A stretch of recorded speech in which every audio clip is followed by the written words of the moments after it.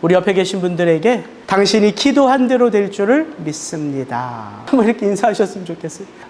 시편 132편은 성전에 올라가는 13번째 노래예요.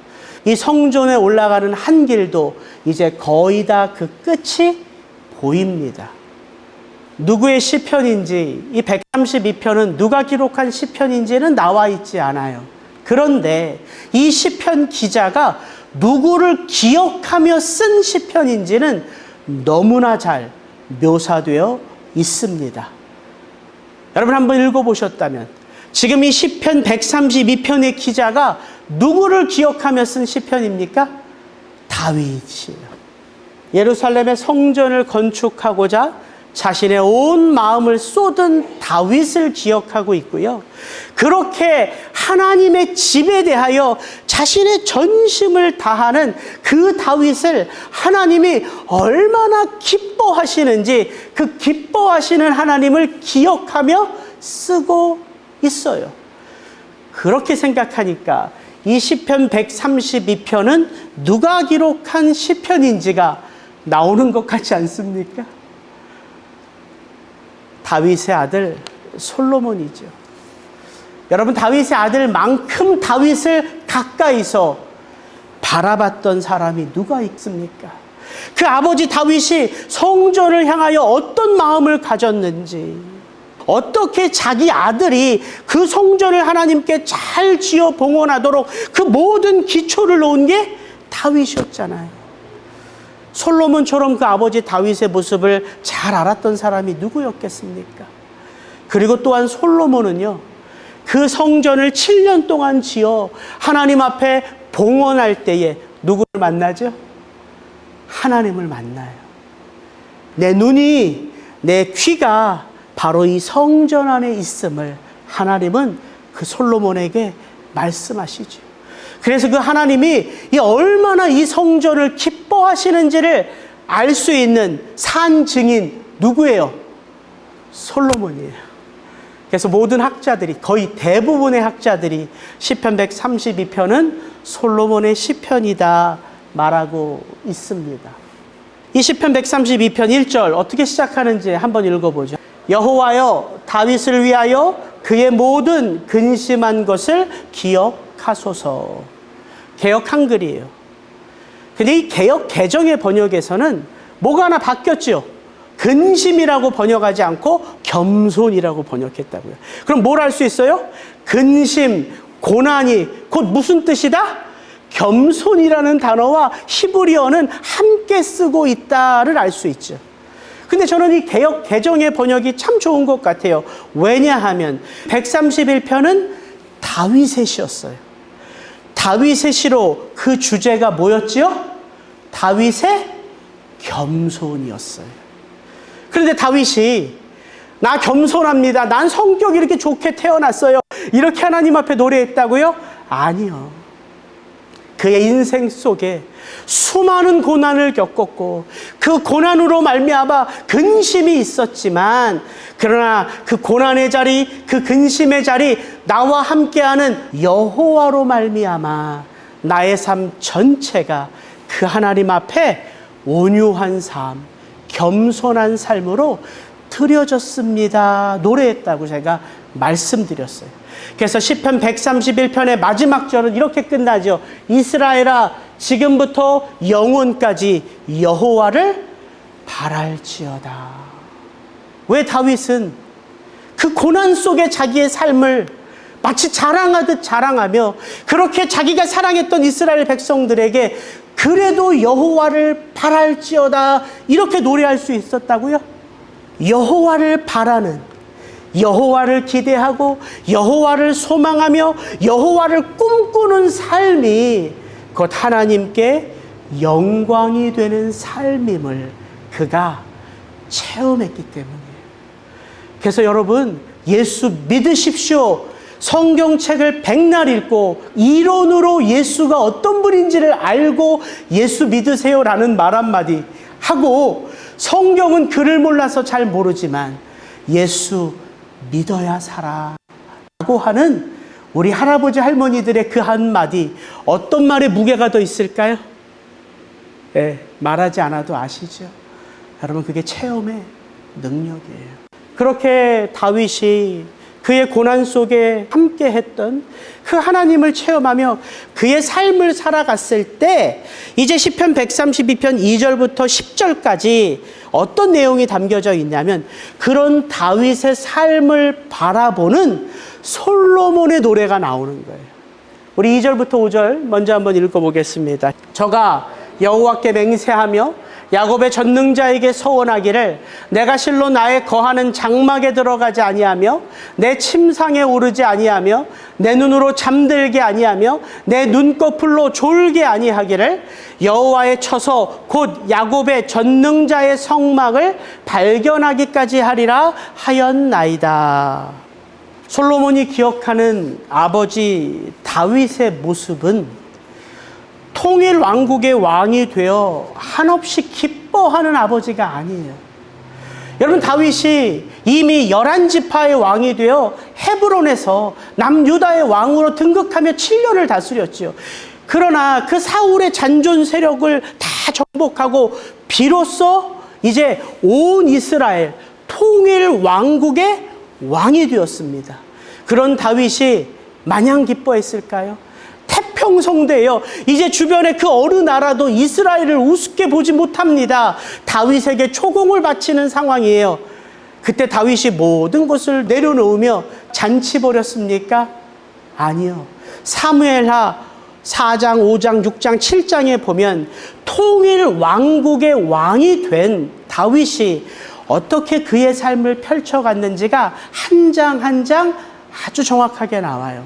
다윗은 예루살렘 땅을 정복해요. 여부스 족속이 오랫동안 다스렸던 이 예루살렘 땅을 정복하여 통일 왕국의 수도로 삼습니다. 그게 예루살렘 성이에요. 그런데 성경에 보면 가끔씩 예루살렘 성이라고 말하지 않고 다윗성, 시온성 이렇게도 말하는 걸 보실 거예요. 다윗이 정복한 성이기 때문에 그래요. 다윗이 예루살렘을 정복하여 이제 이 예루살렘을 온 이스라엘의 수도로 삼고 편안했을까요? 아니요. 그 다음에 다윗이 한 게 뭐냐면 어디 있는지 찾지 못했던 언약궤를 찾고자 그의 온 마음을 쏟아요. 그게 오늘 읽은 2절부터 5절의 내용입니다. 다윗은 통일 왕국의 왕이 되어 태평성대인 이 백성들을 다스리며 편안하지 않았어요. 에브라임 지파 어딘가에 있을 이 언약궤를 찾기까지 다윗이 어떻게 살았는지 솔로몬은 들었고 보았고 알았기에 그가 이렇게 노래합니다. 하나님의 그 언약궤를 찾기까지 저가 여호와께 맹세하며 야곱의 전능자에게 서원하기를 나도 편안하게 살지 않겠다는 거예요. 하나님의 집이 어디에 있는지 찾지 못하는 내가 하나님이 편안해질 때까지 나도 편안한 삶을 뒤로 미루겠다. 그래서 마치 과장한 것처럼 내 눈으로 잠들게 아니하며 내 눈꺼풀로 졸게 아니하고 나는 내 침상에 올라가지도 아니하리라. 여러분, 다윗이 이렇게 서원하고 맹세한 곳이 성경에 어디 있는지 한번 찾아보세요. 없어요. 시편 132편에서 솔로몬은 내 아버지 다윗이 이렇게 살겠다 하나님 앞에 서원하고 맹세했다 말하지만 성경 그 어디에도 다윗이 이렇게 서원하고 맹세한 곳은 없습니다. 그렇다면 이 시편 132편은 솔로몬이 어려서부터 들어왔던 다윗의 그 삶을 자기가 자라가면서 봤던 아버지의 삶을 과장하며 노래한 것일까요? 아니에요. 왜냐하면 성경이 다윗을 어떤 자라고 말한다고요? 하나님 앞에 겸손한 자. 자기의 힘을 자기 마음대로 사용하지 않고 자기의 힘을 누구의 명령 가운데 쓰기를 원했다고요? 하나님 아버지. 그게 겸손이라고 말씀드렸잖아요. 다윗은 겸손한 자였어요. 기뻐할 수 없었어요. 왜? 나에게 명령하시는 하나님이 편하지 않다라고 생각했기 때문이에요. 나는 편해요. 이제 이 백성들은 편해요.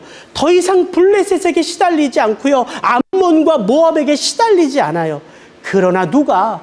하나님이 편하지 않기에 나도 편할 수 없습니다. 그리고 그런 다윗을 누가 그렇게 인정한다고요? 하나님이. 그 다윗을 보며 내 마음에 합한 자라. 그래서 솔로몬이 그 아버지 다윗을 기억하며 그가 맹세하고 서원했다 노래할 수 있었던 것은 그런 삶이 일상이었기 때문이에요. 여러분 잘 생각해 보세요. 여러분의 머릿속에 기억되는 여러분의 부모님의 모습이 뭔지를 한번 떠올려 보세요. 제가 다은이에게, 다은아, 아빠는 하나님을 사랑하고 설교를 잘하고 성도들을 잘 섬기고 넌 꼭 이걸 기억해야 돼 라고 강조한다고 해서, 쇠뇌를 시킨다고 해서 다은이가 그거 기억할까요? 여러분 한번 생각해 보시면 알 거예요. 아니요. 우리 아버지의 모습이, 어머니의 모습이 기억나는 모습은 내 눈에 가장 많이 비춰진 모습이요. 내게 가장 고마웠던 모습이에요. 그게 기억에 남아요. 저는 저희 할머니, 어머니 얘기 많이 하지만 저희 할머니의 모습 가운데 기억나는 하나가 뭐냐면, 방학만 되면 시골에 가는 거죠. 할머니한테 가는 거예요. 그래서 방학을 많은 시간 할머니와 보내요. 근데 저희 할머님이 80 넘어가서 눈이 안 보이세요. 한쪽 눈이 안 보이시는데 그 한쪽 눈이 안 보이는 것 때문에 할머님이 이제 예수님을 영접했거든요. 바디메오 이야기 제가 해드리면서 하나님 믿으면 할머니 눈도 떠. 그래서부터 이제 할머님이 교회에 나가기 시작한 거예요. 한쪽 눈이 안 보이던 눈이 이제 어느 쪽 눈도 안 보이기 시작할까요? 예, 마저 이 눈도 안 보이기 시작해요.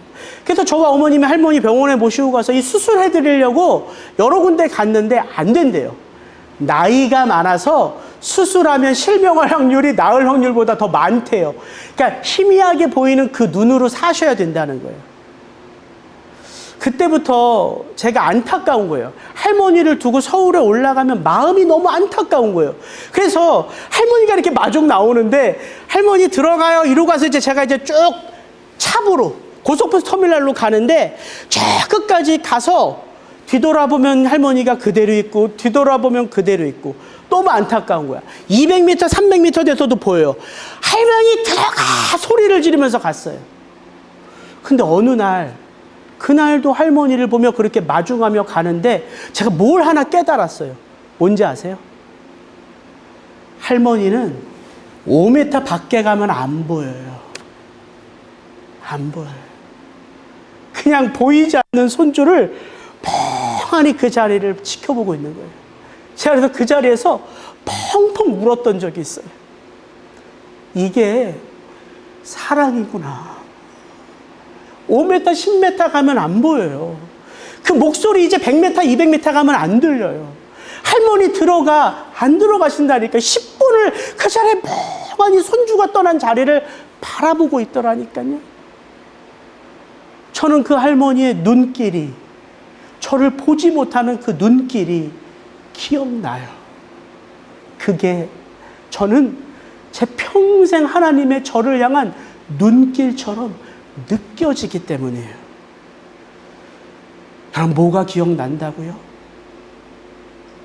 내 마음속에 새겨지는 모습이 기억난다고요. 솔로몬은 이스라엘의 왕인 아버지 다윗을 기억하고 있는 것이 아니라 하나님 아버지가 편하지 않는데 나도 편할 수 없다. 침상에 올라가지 않고 잠들기를 원하지 않고 그 눈으로 멍하니 하나님이 계실 곳을 바라보는 그 아버지 다윗을 기억하고 있다고요. 그래서 오늘 이 시편 132편에 다윗의 모습이 저와 여러분에게 주는 도전이 있습니다. 그게 뭘까요? 우리가 하나님 앞에 어떤 마음으로 서 있냐는 거예요. 우리가 하나님 앞에 기도할 때 어떤 마음으로 기도하고 있느냐예요. 여러분, 어떤 마음으로 하나님의 이름을 부르세요? 여러분, 어떤 마음으로 하나님을 예배하기 위하여 이 자리에 나오셨어요? 이 자리에 앉아 계신 여러분들 모두를 제가 단정 지을 수 없죠. 폄하할 수 없어요. 그러나 뭐 제 마음이 그러니까 대다수의 마음은 이런 마음 아닐까요? 하나님 덕 좀 보기를 원합니다. 우리 이런 마음으로 하나님 찾지 않을까요? 하나님, 내 인생이 하나님 때문에 좀 신명나는 인생 되기를 원합니다. 내 문제가 하나님 때문에 해결되기를 원하고 우리 자녀들이 하나님 때문에 그 고난의 자리에서 일어나기를 원하며 내 몸이, 이 아픈 내 몸이 하나님 때문에 좀 낫기를 원하지 않습니까? 나쁜 게 아니에요, 여러분. 다 우리의 마음이 그와 같아요. 전혀 이상할 것 없습니다. 근데 저는 오늘 솔로몬의 눈에 비친 그 아버지 다윗의 모습 속에서 이것 하나를 본 거예요. 하나님이 편하지 않으면 나도 편하지 않겠습니다. 하나님의 마음이 아프다면 제 마음도 좀 아프기를 원합니다. 여러분, 이 마음이 중보의 마음이에요. 그런 거 많이 경험해 보지 않으셨어요? 배가 너무 아파서 어렸을 때, 열이 너무 많이 나서 어렸을 때 그렇게 어머니가 물수건으로 머리에 얹어주시고 그 물수건을 매번 갈아주시잖아요. 찬물에 얹어주시고 얹어주시고 배가 아프면 그렇게 배를 쓰다듬어 주시면서 어머니가 하나님 제발 우리 아들 좀 낫게 해주세요, 낫게 해주세요. 그런데 새벽녘 어느 무렵에 그렇게 아픈 나는 잠들었어요. 그리고 잠을 너무 잘 잤어요. 아침에 눈을 떠보면 누구는 잠 못 자고 바라보고 있어요? 엄마는, 아빠는. 이게 우리의 삶에서 경험하는 부분이에요. 우리 할아버지는, 할머니는. 그럼 그게 신앙이라는 이름으로 그대로 우리에게 오는 거예요. 하나님 아버지의 마음이 다윗을 통하여 누구에게 흘러갔다고요? 솔로몬에게 흘러가고 있는 거예요. 여러분, 그게 신앙입니다. 신앙 어려운 게 아니에요. 오늘 이 말씀을 묵상하면서 가장 신앙의 본질적인 게 뭔가 저 자꾸 그 생각이 나더라고요. 신앙의 본질적인 거 다른 거 아닙니다. 제가 한번 읽어드릴게요. 고린도후서 5장 14절부터 17절까지의 말씀. 그리스도의 사랑이 우리를 강권하시는도다. 저가 모든 사람을 대신하여 죽으심은 산자들로 하여금 다시는 저희 자신을 위하여 살지 않고 오직 저희를 대신하여 죽었다가 다시 사신 자를 위하여 살게 하려 함이니라. 신앙이란 뭐라고요? 하나님 아버지의 아들 그 예수 그리스도 때문에 내가 살아났음을 체험했기에 이제는 내가 나를 위하여 사는 게 아니라 누구를 위하여 산다고요? 나를 위하여 죽으신 그분을 위하여 산다고요. 이게 신앙의 본질이라고요. 바울은 갈라디아서에서 이렇게도 말합니다. 내가 그리스도와 함께 십자가에 못 박혔나니 그런즉 이제는 내가 산 것이 아니요 오직 내 안에 그리스도께서 사신 것이라. 이제 내가 육체 가운데 사는 것은 나를 사랑하사 나를 위하여 자기 몸을 버리신 하나님의 아들을 믿는 믿음 안에서 사는 것이라. 성경은 우리에게 신앙이 어렵다고 말하지 않거든요. 신앙이 복잡하다고 말하지 않아요. 신앙이 얼마나 단순한지를 이야기해 주거든요. 너의 삶, 너 것이 아니라 너를 위하여 값없이 자신을 내어주신 너의 몸과 영혼을 사신 그분을 위한 삶이야. 단순하잖아요. 그래서 네가 그것을 체험했으면 너는 너의 마음의 뜻, 너의 환경, 상황 이런 거 다 떠나서 그분을 위하여 살 수 있어. 이게 신앙의 본질이에요. 내 마음이 원치 않아도 내가 구원받은 하나님의 백성이라면 그렇게 살 수 있다 없다? 있다. 왜요? 성령 안에서 거듭났거든요. 우리가 성령 안에서 살아가요. 근데 내가 설교를 하면서 신앙을 너무 복잡하게 만들어 가고 있는 것 같아요. 매주 신앙이 이렇게 복잡합니다. 신앙이 이렇게 어려운 거예요. 성도 여러분, 이 신앙을 위해서 이렇게 잘 알아야 돼요. 제가 이번 한 주 하나님의 말씀은 너무 명료하고, 그리스도 예수를 믿으면 그리스도 예수를 위하여 살아갈 수 있다. 너무 단순하게 그리스도 안에서의 삶이 무엇인지를 얘기하는데, 내가 그렇게 살지 못하니까, 여전히 내 속에 내 뜻이 너무 강하니까, 여전히 내 속에 내 자아가 너무 강하니까 마치 우리 성도들도 그렇게 살아가도록 하는 눈먼 장애인은 아닌가 하는 생각이 너무 많이 들더라고요. 여러분, 그래서 목사의 설교도 조심해서 들으셔야 돼요. 그 설교가 여러분을 살리는 게 아니기 때문입니다. 성경은 명료하게 말해줘요. 그리스도 안에서 살아났기에 그리스도를 위하여 살아간다. 그리스도를 위하여 살아가는 것이 능력인 이유는 그리스도를 위한 삶은 뭐가 있기 때문에? 영향력이 있기 때문이에요. 다윗이 그 하나님을 향하여 자신의 전심을 쏟았기에 그 하나님 앞에 다윗의 모습 그대로는 다윗이 가르치지 않아도 말하지 않아도 누구에게 기억돼요? 솔로몬과 이스라엘 온 백성들의 삶 속에 기억된다고요. 오늘 이 6절부터 10절까지 보면 다윗이 기뻐해요. 왜? 그 언약궤를 찾았고요. 그 언약궤를 예루살렘 성으로 모셨고요. 다윗의 모습 그대로를 보여줍니다. 우리가 그것이 에브라다에 있다함을 들었더니 나무밭에서 찾았도다. 우리가 그의 계신 곳으로 들어가서 그의 발등상 앞에서 엎드려 예배하리로다. 바뀐 게 하나 있습니다. 1절부터 5절까지 그 내가 라는 인칭이 뭘로 바뀌었어요?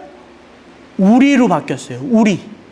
우리가 찾았고 우리가 그것을 모셔요. 다윗의 삶이지만 다윗만의 삶이 아니라 이제 누구의 삶이에요? 다윗이 사랑했던 이스라엘 온 백성들의 삶이라고요. 여러분, 이게 신앙의 능력이에요. 이게 신앙의 영향력이에요. 느헤미야서에 보면 여호와를 기뻐하는 것이 너희의 힘이니라 아주 유명한 말씀을 주세요. 여러분, 왜 우리가 여호와를 기뻐하는 것이 능력일까요? 왜 그게 우리의 힘이에요? 나는 단지 여호와를 기뻐하는 건데 내 삶을, 내 시간을, 내 물질을, 내 육체를 여호와를 위하여 다 내어드려도 그게 아까운 게 아니라 기뻐요. 그렇게 그 은혜가 흘러가고 그 시간이 흘러가고 물질이 흘러가고 내 삶이 흘러가는 그 모습이 기뻐요. 왜? 무엇을 알기 때문에? 이제 그 흘러가는 그곳들 가운데 누가 일하기 시작해요? 하나님이 일하기 시작해요. 그래서 느헤미야는 고백할 수 있었던 거예요. 여호와를 기뻐하는 것이 우리 모두의 힘이니라. 누가 우리를 위하여 일하세요? 하나님 아버지가 우리를 위하여 일하신다고요.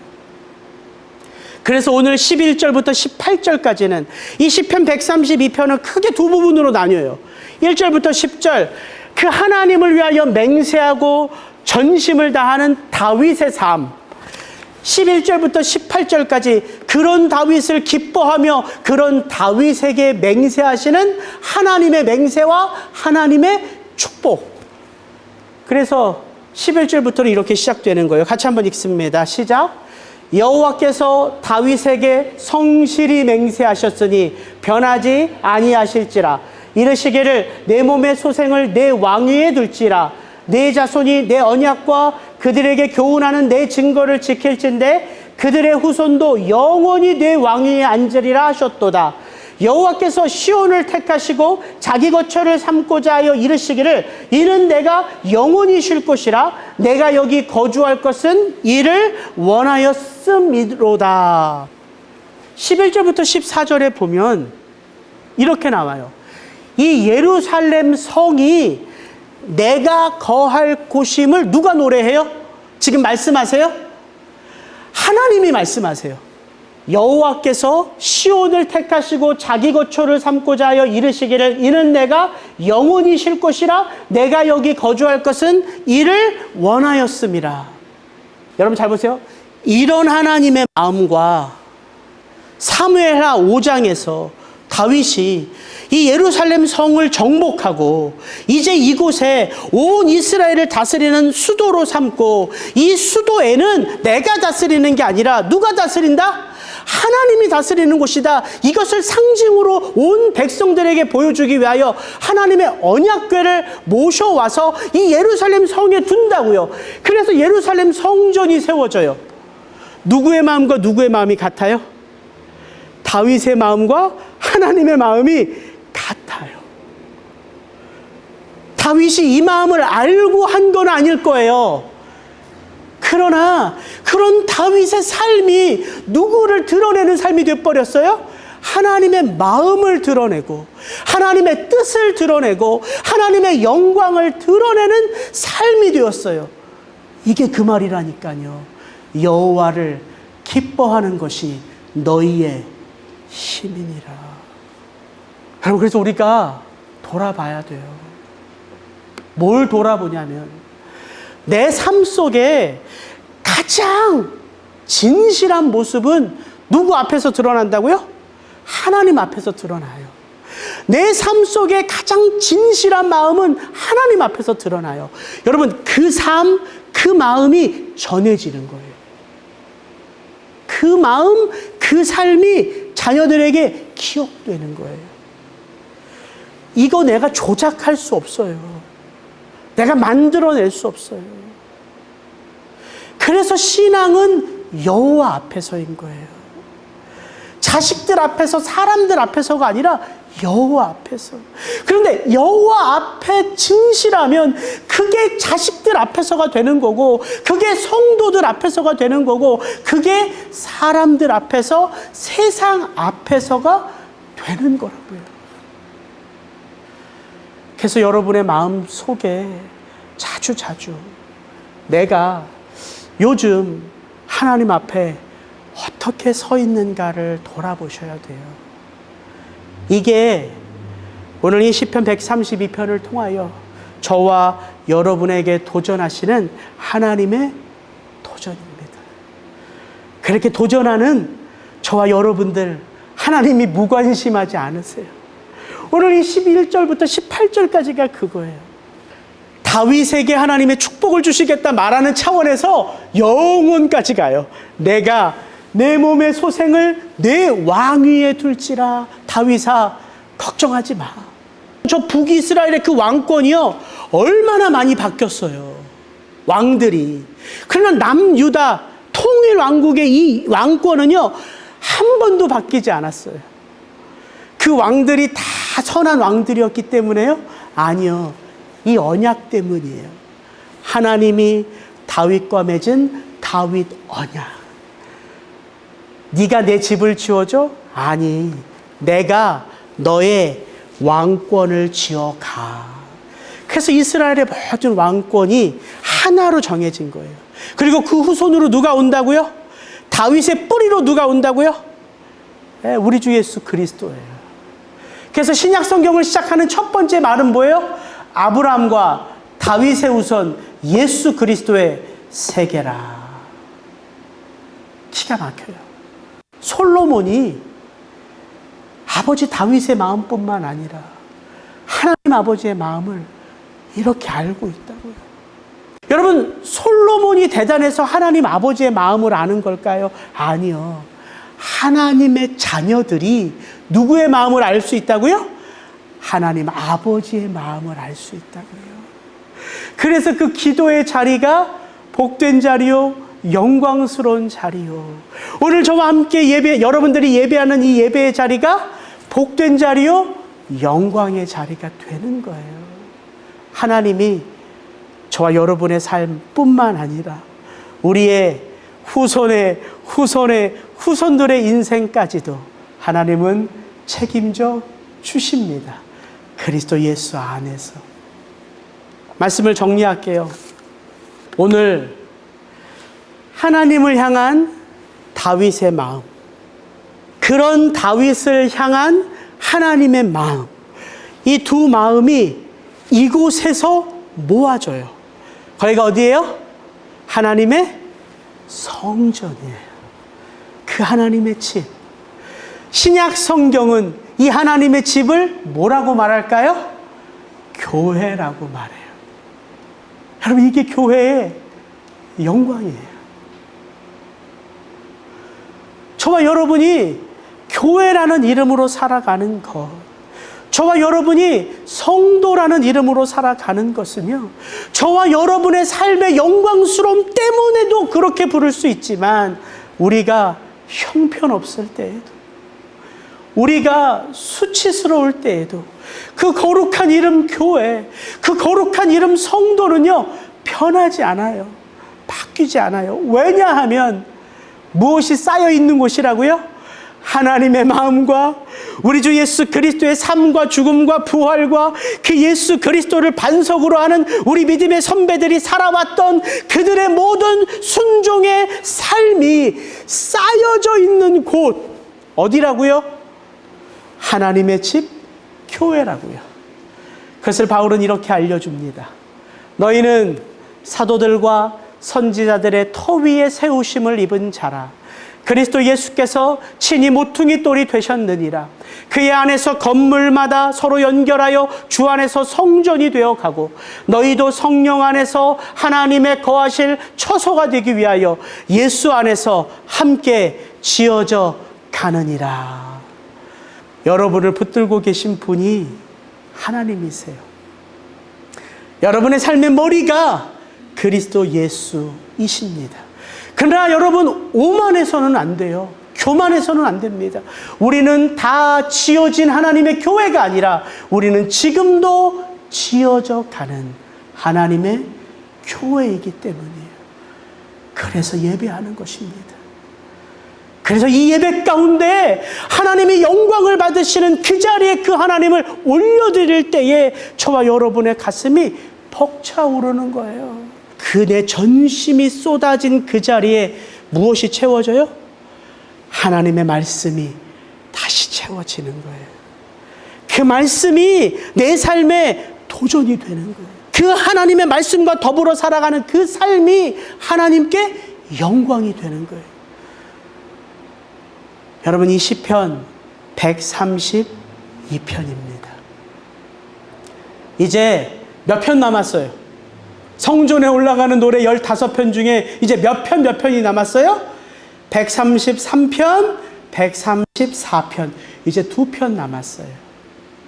이 3편은요, 우리가 지금까지 살펴봤던 이 성전에 올라가는 노래 전체를 정리하는 시편이에요.